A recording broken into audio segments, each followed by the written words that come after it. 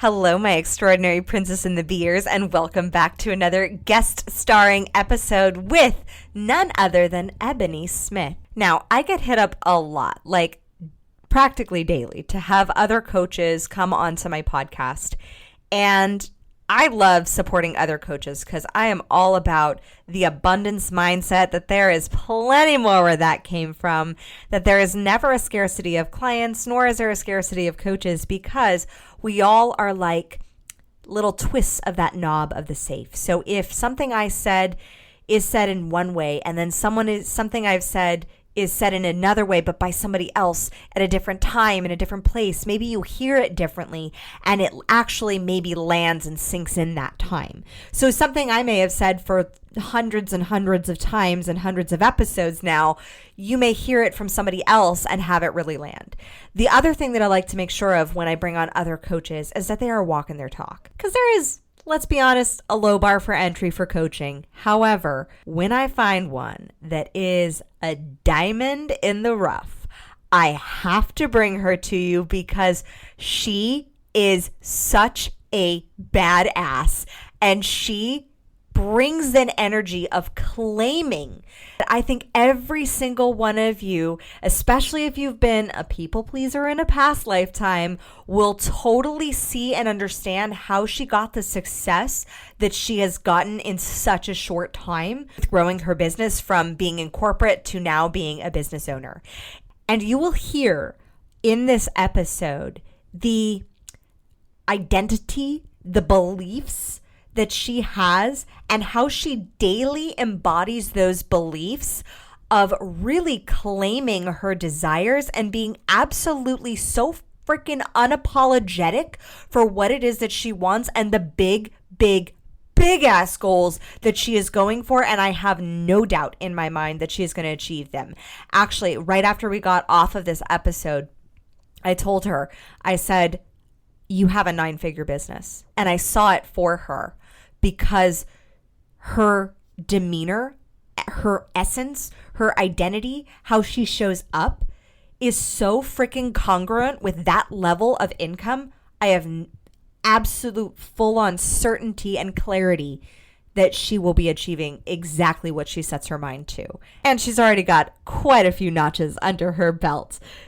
I am so honored to have Ebony on, and to be her first podcast interview that she has ever done, and she knocked this bad boy out of the park. So you will see and experience and hear that everyone has firsts, and the identity of when you claim what you're going for, regardless of whether it's your first time or your 14th time or your 400th time, when you claim that identity of the badass vision that you are creating, your dreams manifest at rapid speed, and you become the bridge to what other people said was impossible. You become the bridge that makes it possible, so that no longer people say, that's impossible for you to do that. That's crazy for you to do that. When you claim that vision that you have and the identity that it takes to become that vision, that is how Ebony shows up. And that is why I'm so excited to have her on, because I know she is going to be in high demand for other people's podcasts. And I got her first. So I am so honored to have Ebony on. Without further ado, I give you Ebony Smith.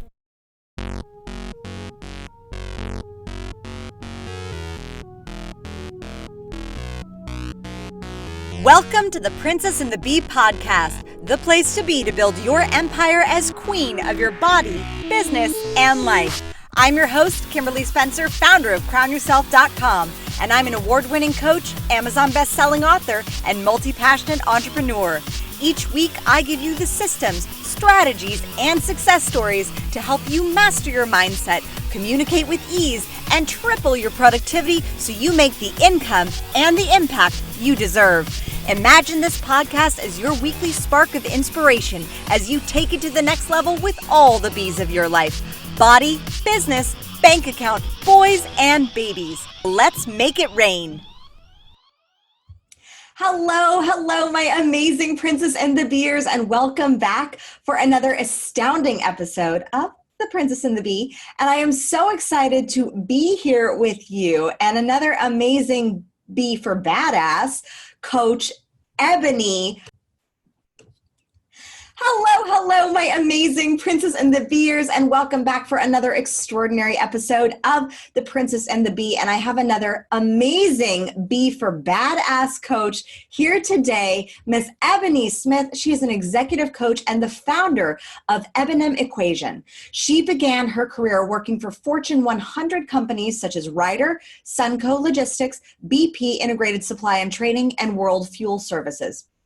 Over the course of her career, Ebony held various leadership roles with increasing responsibility in operations, logistics, sales, marketing, and oil origination.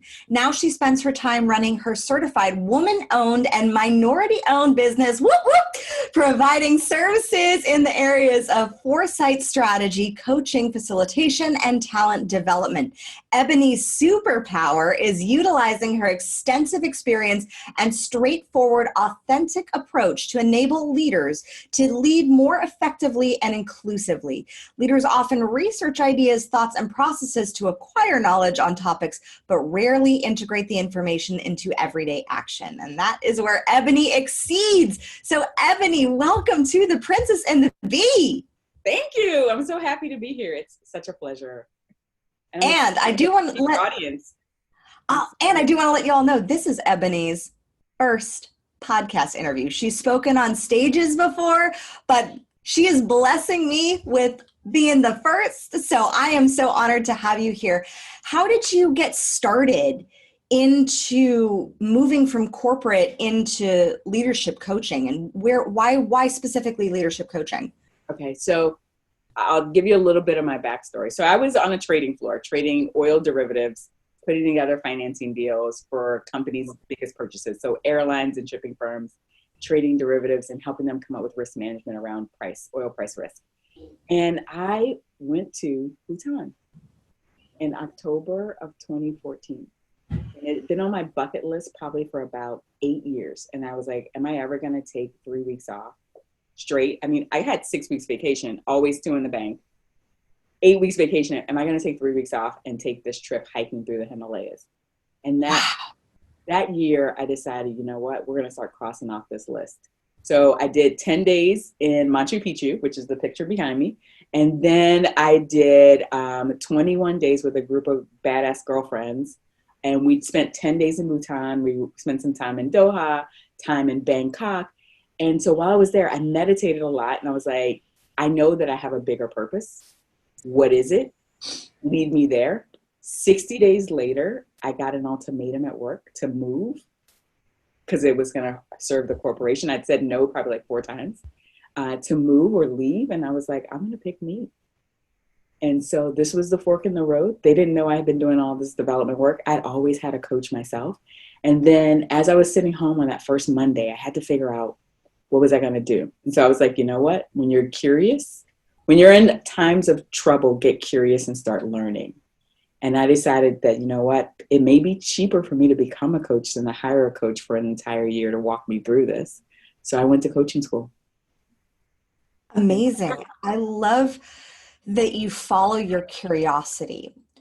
And something that I work with a lot of my clients on is like finding that curiosity that sometimes people call it intuition or gut intuition, but like, where does that curiosity kind of live in relation to your body? For me, it's a gut feeling and knowing that I don't have an emotional attachment to the decision. I just, I'm not going to make the decision that they thought I was going to make. And so literally I resigned, and the CEO of our company, Fortune, comes to my desk because I was on the same floor with him on the executive level. And he goes, well, we're a good company. I said, I know, and I'm a good person, but I'm going to pick me. And so we're going to depart. And so I had a long non-compete. And so that gave me the bandwidth career-wise. And I initially thought I was going to coaching school really just to work on myself so that when I went back to my next company, I would be a better leader. But as we all know, the universe and source has their own plans. And so once they start you on a journey, the path unfolds, and I'm okay with driving at night. And so I'm okay with living my life only seeing about 120 feet in front of me.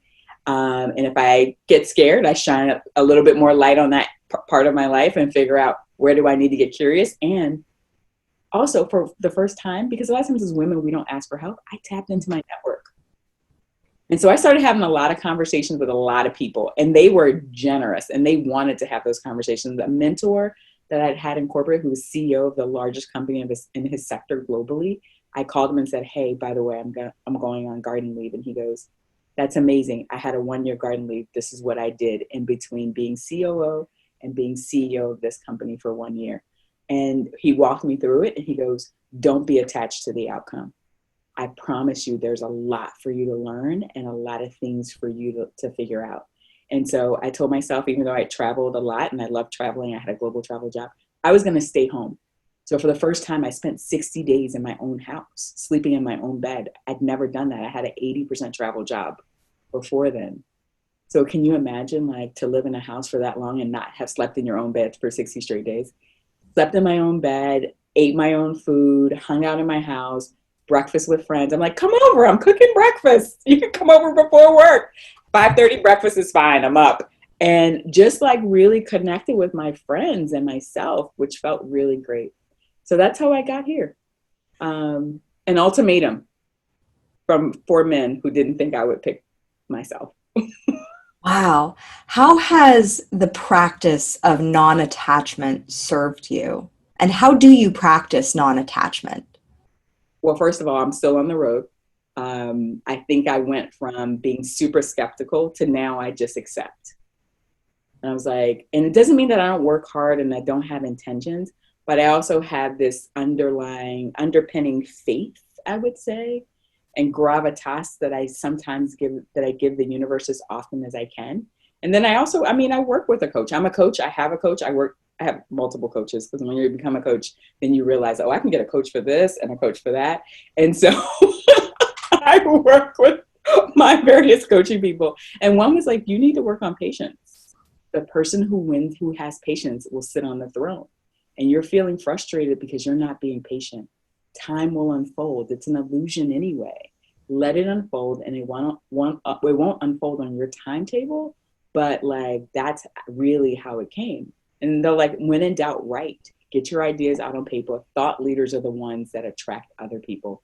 You want to grow your business, grow your thought leadership.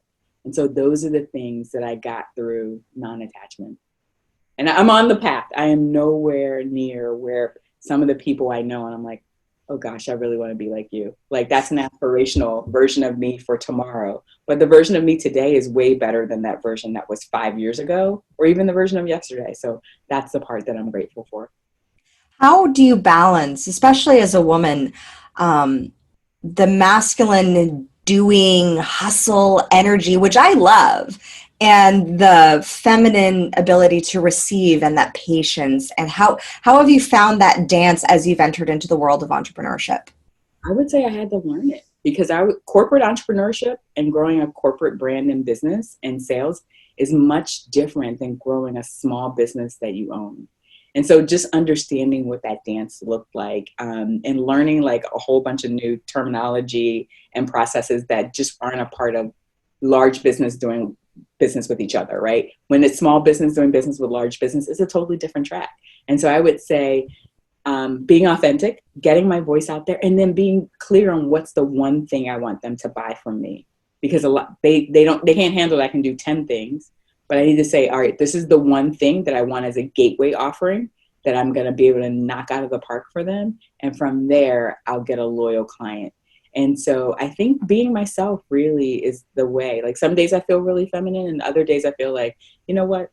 You deserve the greasy talking version of me. We're not going to be soft and pretty. We're going to be really greasy talking and letting you know we're not putting up with this. And so, like, just understanding that those moments flow and come. But those are also the reasons why my clients hire me. Like, they like that there's a lot of duality and there's a lot of different sides of how I show up as a coach and as a service provider. So yeah, that's the part, is I can authentically be myself without a mask and still enjoy the life that I'm leading, which is interesting. Did you feel like when you were in corporate that you had to wear a mask or dull down your femininity in order to get promoted, or any of those, or that certain masculine rules or old boys club really came into play for you as you were growing your career? I think sometimes I couldn't be my full self. And a lot of it isn't masculine. It's just, sometimes I think it's cultural differences as well. And just understanding that I was on a majority, male team that was in the majority race, and I was the only non-majority race or gender on my team. And so just understanding, like, I can't tell them everything that I'm doing. They might not understand some of the things I'm going to go do. And that the women that I worked with on my first trading floor, there were about 70 traders, but only 7 of us were women. And I was the only African American. And so on the whole floor? As a trader, yeah, there were other people, but like that's the kind of the pinnacle job, and I was the only one. And so just as a woman, if we go gender wise, you can't quite show up the same. The guys are like, "Are you going to plan lunch?" I was like, "Did you plan lunch last week?" "No, I'm not planning lunch." We have an admin. There's 3 analysts that work on this team that I promise you, they have college degrees. They can handle lunch planning. Don't ask me to plan your lunch. And so just understanding what those boundaries were for them. Okay, I love the fact that you held your boundaries like such a badass. Right, and telling the guy next to me, "Hey, buddy, stop eating sardines. They smell. We're on an open trading floor. You and I share the same trash can. If you put another empty can of sardines in that trash can, I'm going to fight. And by the way, you brush your teeth every day before you go home. I'm going to need you to brush them after lunch as well, because I smell our sardines all afternoon. And I don't enjoy it. I don't get paid enough." And so just understanding, like, trading floor, you're very close. It's an open culture. We have boundaries, but then we also don't have any boundaries, And so just getting comfortable with my team. They were comfortable with me. I was comfortable with them. We would like have all kinds of, great conversation in our downtime, but also like setting firm boundaries. Like, I don't enjoy the smell of used sardines secondhand. And no, you should not eat fish at work ever. Period. Or hard-boiled eggs. Yes. Period. Never left our desk for lunch. So this is 5 years of eating at your desk. So everybody can smell what you're eating, what you're heating up. Some things don't smell good secondhand.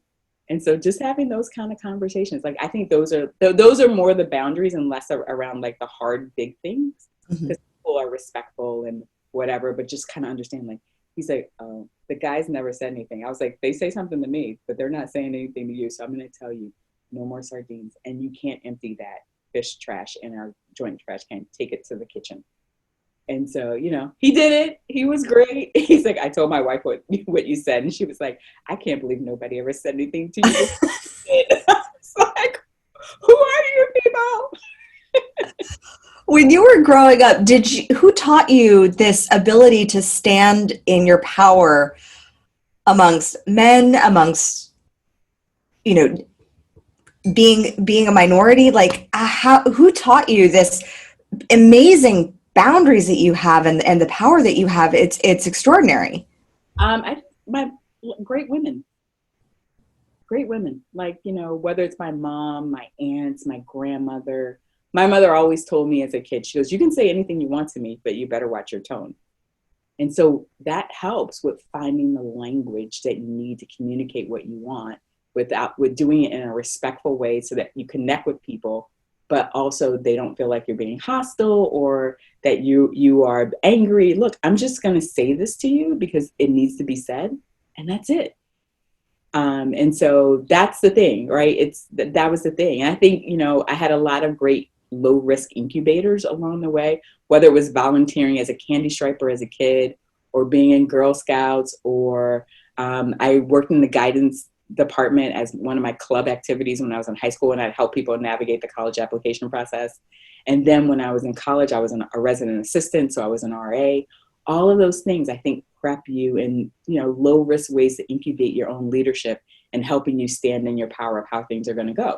When you're the resident assistant on duty and you're a sophomore and you have 500 freshmen in your dorm that you're in charge of for that night, for the shift, then you take it, I took it very seriously. I felt responsible for them. I met their parents on move-in day and they were like, can she come to you if she has questions? I'm like, "Sure, don't worry. I'm here for those kind of things." And that helps, right? Those were low risk incubation situations that I've been graced with throughout my life. And I think that really has helped me move forward as a person to be able to set the boundaries. And we all have them. You just have to look for them and identify them. of where you got incubated for that particular skill. And like you said, it's like the boundaries aren't necessarily these gigantic, boundaries. It can be as simple as like sardines, but sometimes just setting that simple boundary, it puts you in that place of personal power. And I believe a rising tide lifts all boats, and I'm sure all of your fellow coworkers fully appreciated that, that you lifted that scent of sardines out of the water. Yeah, I mean, and as you get comfortable with those boundaries, then you take bigger leaps. And I remember I joined my second company. I came in as a fairly senior person. They didn't have a work from home policy when I joined. And so as soon as I was off probation, I stopped coming in on Fridays. And so I remember my boss's boss saying to me, he was the EVP, he goes, "Do you not come in on Fridays?" I said, "No." And he was like, "Is that company policy?" I said, "No, but it's my policy. I'm going to work from home on Fridays." He goes, "Why?" I go, "Because we can't wear jeans. And I'm tired of wearing a suit 5 days a week. And I travel and I'm going to work from home every Friday." And I did it for 7 years. Like, it was a known thing. Like, oh, it's Friday, she's not coming in.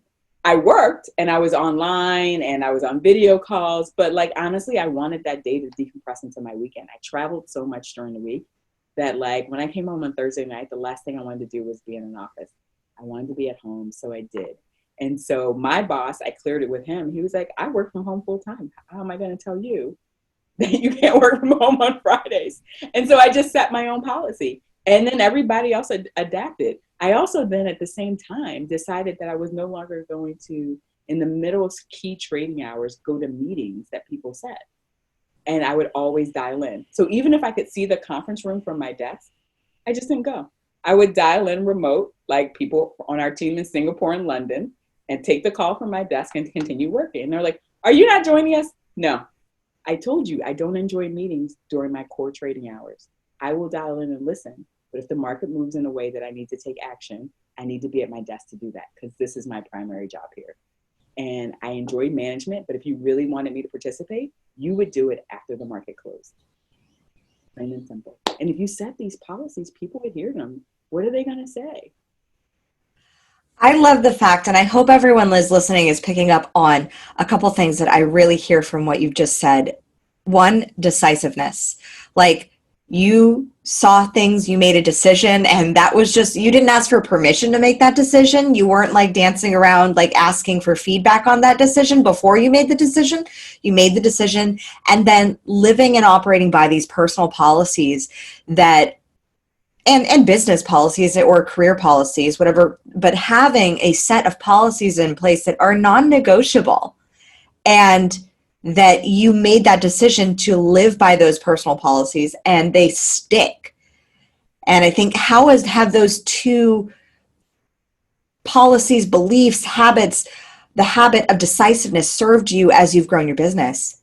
I would say it helped me with creating a formula. So when I was on the trading floor, we all got in very early. It's like a ridiculous early policy just for staff meetings before the market would open, right? So I frequently got up at 5 a.m. That was before I even knew about Robin Sharma's 5 a.m. club, which I love. But I was getting up at 5 a.m. to go to work. And so quite often I was there just before 6, but so was my entire team. And so understanding that excellence takes discipline and that excellence sometimes needs a container. I often went to work with that same container. And just like in my career and just like when I'm coaching people or helping design leadership development programs, we set a container. I know we're going to bake a cake. I just don't know if it's a cheesecake or a chocolate chip cake or if it's a butter pound cake, all of those things. I just know I'm baking a cake that day. And if I give myself the right container, all the ingredients I need to be successful is going to show up. I just don't know what kind of cake I'm doing at the end of the day. And I think that's what having those policies. For me, I like a little bit of the rigor, a little bit of the steps. I have a chemistry degree by training. And so I'm very process driven with a slightly creative edge. And so having that process built into my day and how I'm showing up really helps. Like in my business, Mondays and Fridays are business development days. I do service providing or service design on Tuesday, Wednesday, and Thursday. It works for me. It works for the team. It makes it very easy. And then I make sure that I'm getting all of the things I need to do to scale my business done on Wednesdays and Fridays. And sometimes I have to take an entire week. Like I need to block a week because I really need to move this forward in an exponential way. And so it needs a lot of time. So just understanding that, tracking my time, putting the great time blocks in, those are the boundaries I set for myself around, I would say, business growth. And so my mastermind group does the exact same thing. And so we all push each other. I think community that has a similar formula also helps in how I'm able to move forward. Amen. I mean, the community that you surround yourself with, it's so widely known and stated that you are like the 5 people you hang around with. And that's why masterminds and growth friendships and mentors and coaches are so valuable and so necessary, because they move you, they push you if you want to move forward at an exponential rate. And I would love to ask, how did you tap into your network when you first were growing your business? Like, what was the process that you put into place as you were starting? Because I think this is a question that I get a lot from my community of like, where do I start? And I always say start with your network, but then I get the question of how do I ask? Like, what do I ask for? So I would love to hear from you as to how you actually tapped into your network. So my friend who's a journalist, she edits a magazine for a living. She helped me write the copy for my website. And then another friend's husband does digital work. And so he's a graphic designer and does logos and digital campaign. I was talking to her, she goes, he'll design your logo. And then she yells out to him, Dave, Ebony's going to contact you tomorrow. You're designing her logo for free. Small business. He did. So he sent me, we went through color design. He's like, what inspires you? What shapes do you like? It's the logo that I use today. He's an amazing graphic designer. My friend who's the magazine editor taught me how to write, how to get my thoughts down on paper so they made sense. And she goes, I'll edit anything you write. Just keep sending it to me. Right. And so did that. Another friend, I'm like, oh, I think I want more coach training. She goes, my one friend went to this school. I'll connect you with her. I signed up 2 weeks later. I started. And I started in a cohort not in the city that I lived in. I decided I was going to fly there for all of their in-person sessions because it was near my mom's house and it was a great excuse to see my mom. But also it helped me get a more diverse network because I had the network in my home city. Mm-hmm. I did training in another city in the federal space, in Washington, D.C., in the federal space, because you're going to get a lot of federal people. I didn't know at the time I'd end up growing a government contracting business that I have. And so a lot of my services I provide to government entities. And so that also helped because now I have this network that's available there as well. So just kind of tapping in. I had other friends who have like MBAs in entrepreneurship from Wharton. And he's like, oh, this is how I've started the 3 businesses that I've sold. And just kind of having the conversations with them and understanding that it looks really simple. It looks really simple, but it is more complex and there is a specific knowledge set to get a great small business going. And so, I probably fumbled around in the dark for about 2 years. I gave myself some gravitas and then now I'm really on the scaling up phase and like, can we do 3x every year? Can we do 5x every year? My goal is 10x. And so creating that network of people as I've kind of expanded and grown and got different certifications, I have entrepreneur friends that are 5x in their business every year. And she's like, I have a formula. If this much million in revenue equals this many additional new employees. And so as long as we stick to the formula, she goes, I have my formula built out to, a 9-figure business. And that's the business that I'm building for myself. And so I was like, wow. And she goes, trust me, when I started, I thought it was going to be like 7 figures. She goes, but now as we cross over, and she goes, I really have my eye on 9 and hopefully I can get there in the next 7 years. And just understanding that people have big dreams and they'll tell them to you and you should have big dreams too. And you should tell your dreams to people that'll be like, yeah, you can do that. I think you're thinking too small. That's the network, right? I met her at a meeting and we had breakfast together before then. And literally we've been good friends ever since. Like I provide services to her company. She provides services to mine. And it's just been a great way to kind of build out the network and get advice. So tapping into your network and understanding when to ask and what to ask for and the difference between a mentor and a sponsor, right? And so a mentor will tell you about their story and their experience and a sponsor will slot you in to the actual position and give the guarantee for the people that are hiring you? And how do you cultivate those sponsor relationships to grow your business or to get an in into a corporation? Or how do you cultivate the mentor relationship when you just need to tap into people's experience and get advice on a regular basis? So yeah, I mean, one of my biggest mentor stories, I would say, he wasn't in my network. I'd been following him on social media. He's well known in the industry. He was speaking at a tech conference that was in my city. And I just went and I went to his speaking event early. I set the intention before I left the house. I wanted to meet him. As I went into the session, one session early to get a seat just in case his was full, I was going to sit through the speaker before. He was walking in.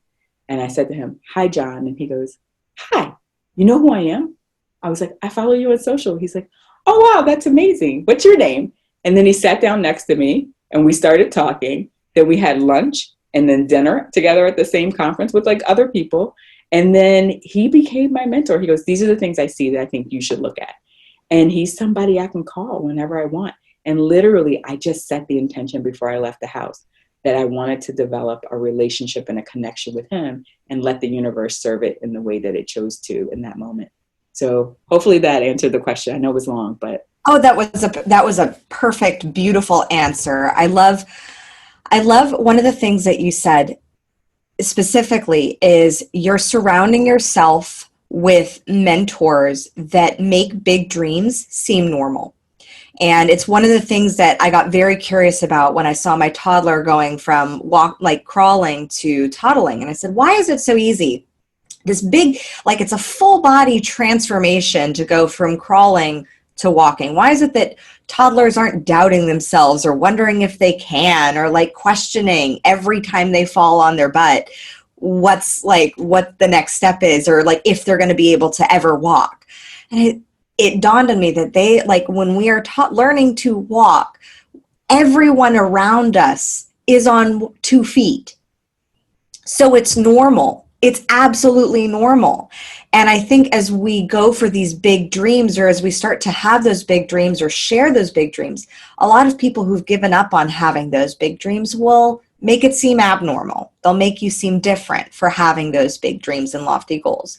But there are people out there and groups and masterminds and friends who make that normal and who say, "Oh, you only want to hit 6 figures? Go for 7, go for 8, go for 9. That is the mentality to get in to when you want to change and grow at a rapid pace, and the circle of people to surround yourself with. So I would love to shift gears for a moment and talk, because being a minority, because being a female, and the experiences that you've had in corporate, how important is it to have that diversity and inclusion, and how do you bring that into your company culture and into our culture as basically humanity, of making that seem normal, making diversity and inclusion be normal for these higher up positions too? I think it really comes down to people tapping into who they are at their core, right? And so understanding that stepping outside of yourself is not going to be the easy path. It's much easier to call up your cousin and say, "Hey, do you know anybody that you in your company that you could recommend for this position?" Harder is asking people you don't know on LinkedIn, or that people you met at a conference, "Hey, by the way, we have 2 positions we're looking to fill. Can you help me inside of your network? We'd like to have a very diverse candidate pool, or we'd like to be inclusive of different backgrounds in filling this position, because we don't want to create an echo chamber." A lot of times, some of the things we see in the press are because people have unintentionally, unconsciously created an echo chamber. And so even on diverse teams, where people are ethnically, racially, nationally different, I coach a lot of teams in Latin America, but when I give them all personality assessments, the leader hired the exact same person. Mm-hmm. So diversity comes in a lot of different forms. It's gender, it's race, it's nationality. But he attracts a certain personality type. He's one of my clients. And when I showed him the statistics on his team, he goes, "Oh my God, we're all the same people." I go, "You are. That's why you're not making plans. you need to go for the people who aren't like you. And Yep. it's really hard, and you're not going to get on like grease lightning during the interview, but you're going to have to dig a little bit deeper because they may be your best candidate. And they may help balance out your team so that you can begin to hit your goals at a faster rate, because they're going to see a lot of things that everybody in your team isn't seeing, because you are literally all the exact same personality type. You've hired 40 people just like you. They're men, they're women, they're Hispanic, they're Chinese, they are every race, but you picked the same personality type. And he was like, I really did, unintentionally. And Right? I love the fact I experienced that with a client of mine as well, where I was like, dude, all your team is the same. They're all freaking like nurturers, and they all have a big hearts, but like the processes and the data and the research, those also are essential team members. And so how do you, like, diversity, I love that you brought up that diversity is not just race or nationality or background. It is personality. It is diverse personalities to be able to have that beautiful blend of humanity and perspectives. Because somebody who's like one of my team members, Marie, she sees the world through spreadsheets. Like, that's her jam. Like, processes, like, that's her thing. I see it in a very different way.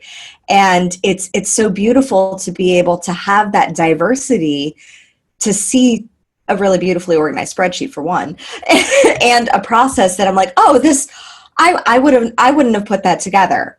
Like, it's because she just thinks like that. And so it's having that diversity of personality is so essential. How do you, what are the I love personality tests. So what are the personality tests that you incorporate and that you put your clients through and their teams? Everything from strength finders to Colby. So Colby talks about how you process information.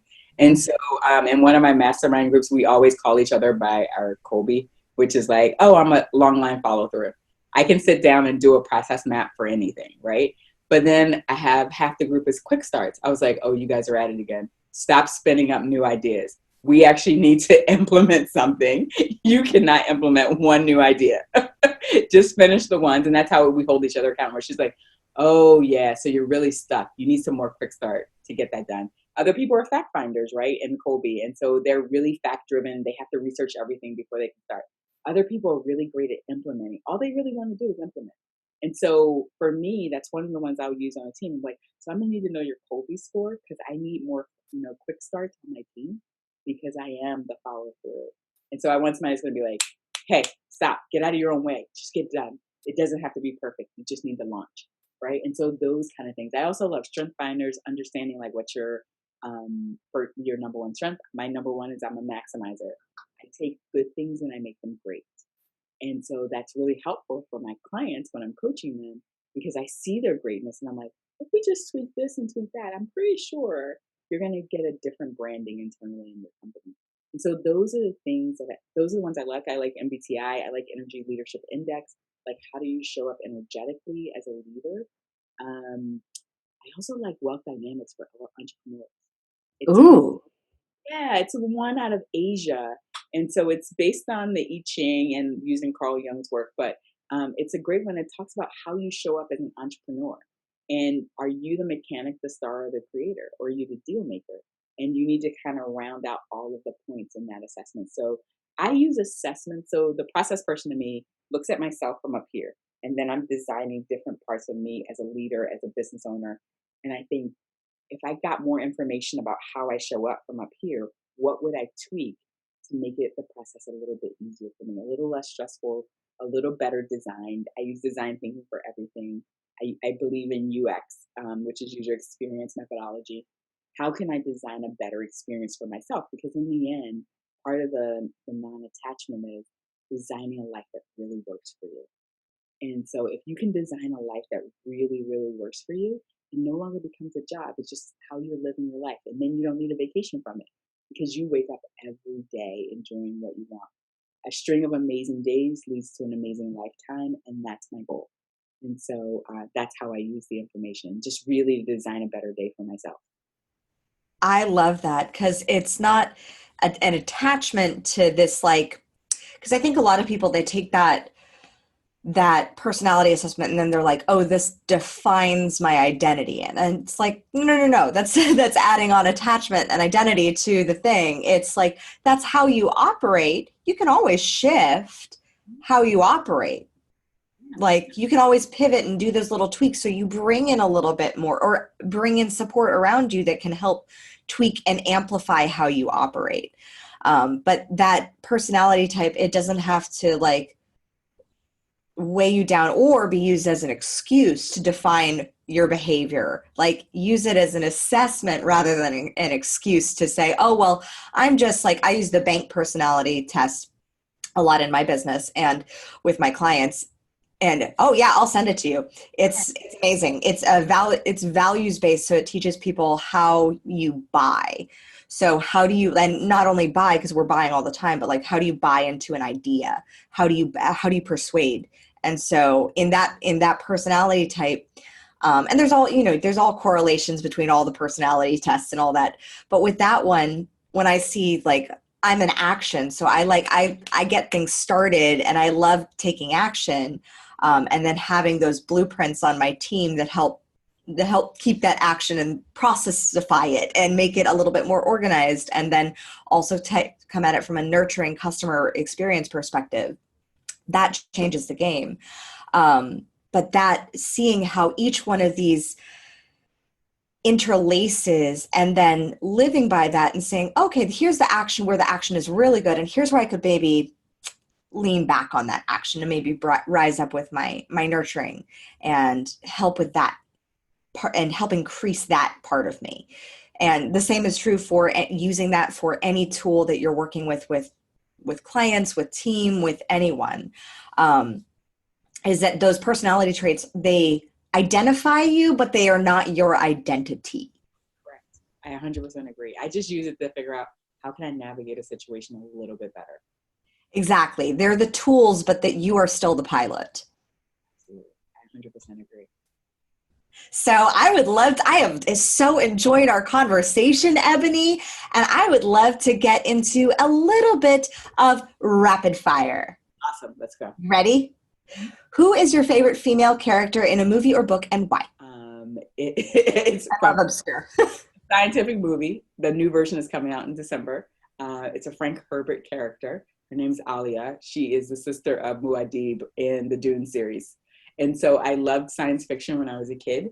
I watched all the movies, and yeah, that's who I like. The new version of Dune, the movie, is coming out in December. So I'm super excited about that. Awesome. My husband's very excited about that one too. He's a total science fiction nerd. So he's like trying to convince me to watch more sci-fi. I'm like, no, no. I like some sci-fi. I do love Battlestar Galactica. That one was an exceptional show.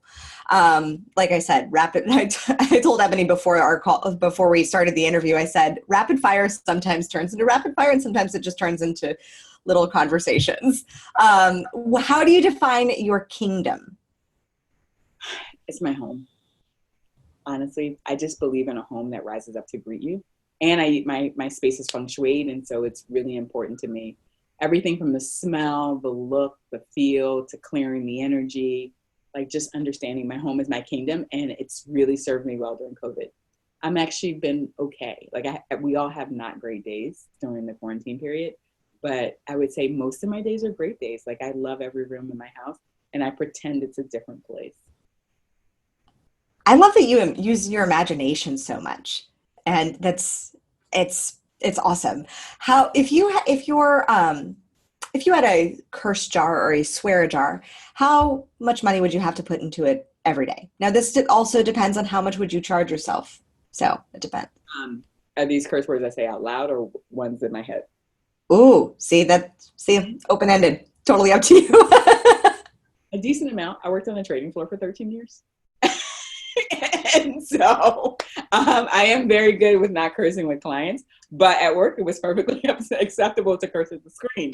And so there's a decent amount of swear words that could come out at like, why'd you do that? Like those kind of things, like, and so, yeah, I may put like one or two in there a day. I think the more peace I've found in who I am and how I'm showing up. Less. If I was full in my corporate job, you know, it could be, $100 a month.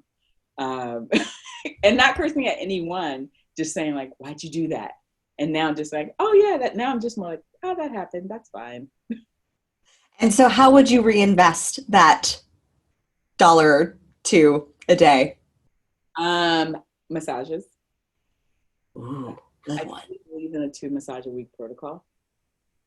See, I'm at a 1 massage a week protocol, and I'm like, this is good. Like, I could go to 2. Yeah, so before COVID, I was on a 2 massage a week protocol.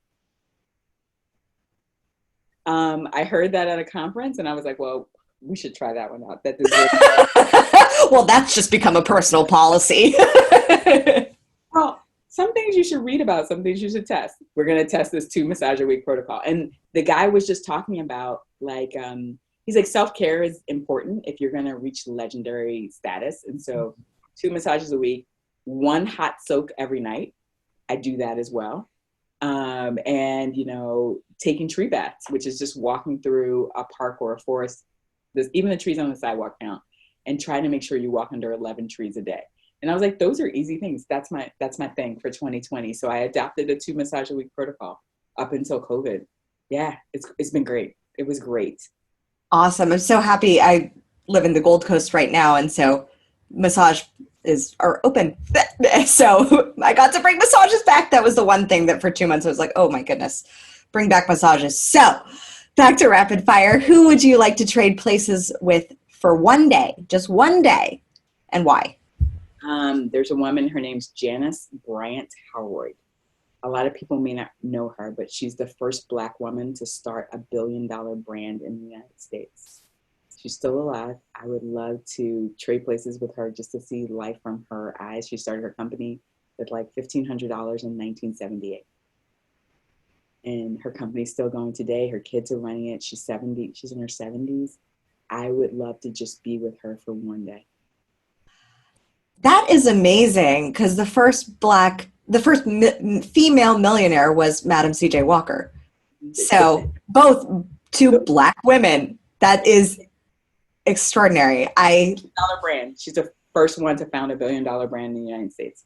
And so, yeah, like she's the one that I would pick. I mean, if it was like a contemporary or somebody that's, you know, younger, it could be like Sarah Blakely, because I really admire the fact that she still owns 100% of Spanx and that she never took investors. And so, which is the model that I've been growing my company with. And so, so somebody like a Sarah Blakely would also be great, just because she has an ethos that she lives by, and that's how she grew her company. And so it would be great. So Janice Bryant Howard, and then my next choice would be Sarah Blakely. And lastly, how do you crown yourself? I think a life well lived. So if I feel good about that day, like I said before, my life is a string of great days. When I'm sitting in the tub, I'm doing a little bit of reflection. I try to do 5 small wins at the start of every day. If I got my wins done, then I'm on my way to a really well-crowned life. And so that's how I would do it. In my soak at the end of the day, when I'm sitting there, I'm thinking, did I get what I wanted to get done today done? Yep, I did. Beautiful. Ebony, how can we find you? How can we work with you? I know you have your Build Your Accelerator workbook that's coming out in training. So can you tell us more how to find you and where we can learn all about you and support you in the work that you're doing? Because I just think you're extraordinary. Oh, thank you. Sure. The Build Your Own Accelerator workbook is a workbook I kind of wrote for myself. Because oftentimes we're solving our own problems as coaches. And I didn't get into an incubator for women-owned businesses. And I talked to a friend the next day, and she goes, well, what did you want? I'm like, I wanted somebody to show me how to accelerate my business. And she goes, aren't you a coach? Can't you build your own accelerator? And I was like, you're right. And so I did. And so I also figured out that process could be translated for leaders in organizations, since I'm a leadership coach. And so it's just me walking them through how to harness the resources that are available either at their company or through Google, and doing a little bit of Google homework, and how they can begin to ramp themselves up. And then my other program, and so this is all on my website, Ebenum Equation. The other thing is that I developed an ICF accredited coaching school for managers and leaders in organizations who want to develop more of a coaching culture. And that's the Ebenum Leadership Academy. And it's just, training for people who want to bring that coaching edge and secret sauce into their own promotion style. Because I think if you get good at building better relationships with the people who matter most, your actions then match your goals and you're just going to move forward faster. And so that we're in the relationship business. And that's how organizations function. And so I built a coaching tool that's designed on building better relationships. Ebony, oh my goodness, you just dazzle me. I am so excited for to be, the first podcast, which I'm sure there are going to be so many for you, and just the value that you have delivered on today's episode. I hope everyone was taking notes, because Ebony delivered some amazing value, including like really tapping into your decisiveness, setting your personal policies. I just learned about tree baths, which is amazing. Totally incorporating that one. And also the importance of self-care and the importance of leadership and values diversity, not just racial and ethnic diversity. And so I am so honored to have you here. As always, own your throne, mind your business, because your reign is now. Till next time. Thank you so much for tuning in today. If what you heard resonated with you, be sure to subscribe and share your breakthroughs and ahas with me by leaving a review on iTunes so I can keep the magic flowing your way. And if you aren't already following us on social media, come experience the extra inspiration and queenly convos on Instagram at Crown Yourself Now, or visit our website at crownyourself.com.